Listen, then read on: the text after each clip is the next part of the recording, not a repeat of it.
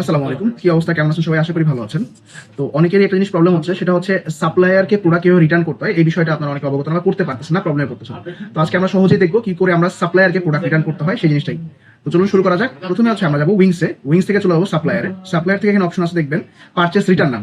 আমরা পারচেস রিটার্নে যাওয়ার পরে ফার্স্ট যে অপশনটা আসবে ইনভয়েস রিটার্ন প্রোডাক্ট, এইখানে আমরা ক্লিক করবো।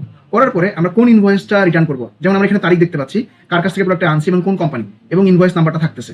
যদি আমাদের এতেও আমাদের মানে দুশ্চিন্তা থাকে যে আমরা বুঝতেছি না, সেই ক্ষেত্রে আমরা ইনভয়েসটা ক্লিক করে কনফার্ম হয়ে নিব যে আমরা কি এই ইনভয়েসটা রিটার্ন করতে চাই কিনা। ধরেন আমি এখন এই ইনভয়েসটা রিটার্ন করবো, সেক্ষেত্রে কি করবো, আমি কেটে দিলাম। এই দেখেন লালে যে লেখাটা আছে রিটার্ন, আমরা রিটার্নে ক্লিক করলাম। করার পরে এখানে আমাকে বলতেছে সেট প্লেস, মানে প্রোডাক্টটা সেট করতে হবে কোথা থেকে আমি রিটার্ন করবো। 7 পিস দেখাচ্ছে, এই 7 পিস দিলাম, দেওয়ার পরে এখানে অটোমেটিকলি সবকিছু হয়ে গেছে। এবার আমরা নোট লিখলাম কেন আমরা রিটার্ন করতেছি। ধরেন স্টক মিস্টেক হইতে পারে, অথবা রং এন্ট্রি হইতে পারে, যে কোনো কারণে লিখে আপনি জাস্ট এখানে সাবমিট করে দিবেন। কনফার্ম করলে এই প্রোডাক্টটা আপনার স্টক থেকে মাইনাস হয়ে যাবে এবং একটা রিটার্ন ইনভয়েস তৈরি হয়ে যাবে, এবং এই রিটার্নটা কোন ব্রাঞ্চ থেকে এবং কে করছে তার সম্পূর্ণ ডিটেলস চলে আসবে। এই দেখেন রিটার্ন ইনভয়েসে ক্লিক করলাম, এখানে দেখেন কোম্পানি পুরো ডিটেলস আছে, এখানে আপনার সব ডিটেলস থাকবে এবং সাপ্লায়ার প্রোডাক্ট রিটার্ন হয়েছে কবে, কোন জায়গা থেকে কে করছে, কার মাধ্যমে, কত পিস প্রোডাক্ট এবং কেন হয়েছে, সম্পূর্ণ বিস্তারিত জানতে পাবেন। সো এইভাবে করে আপনারা আপনাদের প্রোডাক্ট বেশি বা ভুল হইলে সাপ্লায়ার থেকে আপনার প্রোডাক্টগুলো রিটার্ন করতে পারবেন। ধন্যবাদ, সবাইকে ভালো থাকবেন। আসসালামু আলাইকুম।